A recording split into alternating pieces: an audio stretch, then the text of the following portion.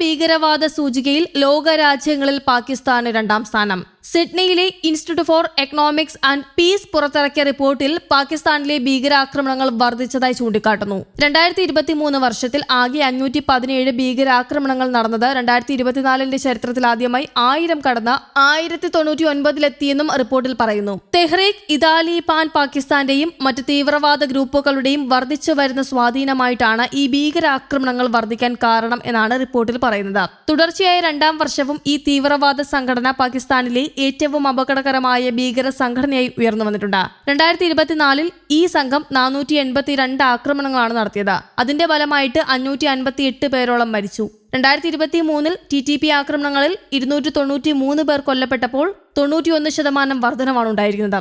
2025 ആഗോള ഭീകരവാദ സൂചികയിൽ ആഫ്രിക്കൻ രാജ്യമായ ബുർക്കിന ഫാസോയ്ക്കാണ് 1ാം സ്ഥാനം. സിറിയ 3ാം സ്ഥാനത്താണുള്ളത്. 2025 ആഗോള ഭീകരവാദ സൂചികയിൽ ആഫ്രിക്കൻ രാജ്യമായ ബുർക്കിന ഫാസോയ്ക്ക് ആണ് 1ാം സ്ഥാനം. സിറിയ 3ാം സ്ഥാനത്താണ്. 2020 മുതൽ ഏകദേശം 75 ചെറിയ ഗ്രൂപ്പുകൾ TTPയുമായും ഹാഫിസ് ഗുൽ ബഹാദൂർ വിഭാഗവുമായും ലയിച്ചുവെന്നും ഇത് അവരുടെ ശക്തി വർദ്ധിപ്പിച്ചിട്ടുണ്ടെന്നും ഇന്റലിജൻസ് റിപ്പോർട്ടുകൾ വെളിപ്പെടുത്തുന്നു. പാകിസ്ഥാനിലെ തന്നെ തീവ്രവാദവുമായി ബന്ധപ്പെട്ട എല്ലാ മരണങ്ങളുടെയും 52%-ലധികവും ഈ ഗ്രൂപ്പിലാണ്.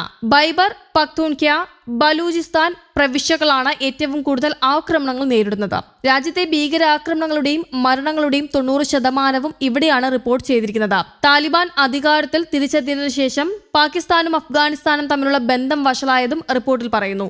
ആക്രമണങ്ങൾ നടത്തുന്നത് TTP പാകിസ്ഥാൻ അഫ്ഗാനിസ്ഥാൻ അതിർത്തിയെ ഒരു താവളമായി ഉപയോഗിക്കുന്നതിനാലാണ്. അതേസമയം കടുത്ത സാമ്പത്തിക പ്രതിസന്ധിയിൽ അകപ്പെട്ട രാജ്യമാണ് പാകിസ്ഥാൻ. എന്നാൽ പാകിസ്ഥാൻ ആശ്വാസമായി കൊണ്ട് സ്വർണ്ണ ശേഖരം കണ്ടെത്തി. പഞ്ചാബ് പ്രവിശ്യയിലെ അറ്റോക് ജില്ലയിൽ സർക്കാർ നടത്തിയ സർവേയിൽ സിന്ധു നദിയുടെ അടിത്തട്ടിൽ നിന്നും 80,000 കോടി രൂപ വിലമതിക്കുന്ന സ്വർണ്ണ ശേഖരം കണ്ടെത്തിയതായാണ് റിപ്പോർട്ടുകൾ വ്യക്തമാക്കുന്നത്. സ്വർണ്ണഖനനം നടത്താനുള്ള പദ്ധതികൾക്ക് സർക്കാർ ഒരുക്കങ്ങൾ ആരംഭിച്ചതായും റിപ്പോർട്ടിൽ പറയുന്നുണ്ട്.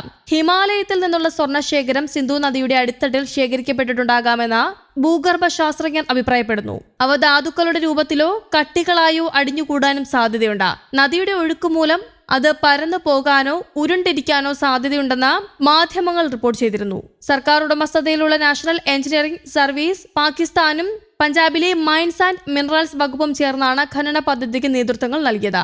അതേസമയം സിന്ധു നദീതടത്തിലെ ഈ ഖനന പദ്ധതി വിജയിക്കുകയാണെങ്കിൽ പാകിസ്ഥാന്റെ സ്വർണ്ണ ഉൽപാദനം ഗണ്യമായി വർദ്ധിക്കുകയും അന്താരാഷ്ട്ര തലത്തിലുള്ള സ്വാധീനം ഉയരുകയും ചെയ്യും. സിന്ധു നദീതടം ധാതുശേഖരത്തിൽ സമ്പന്നമാണ്.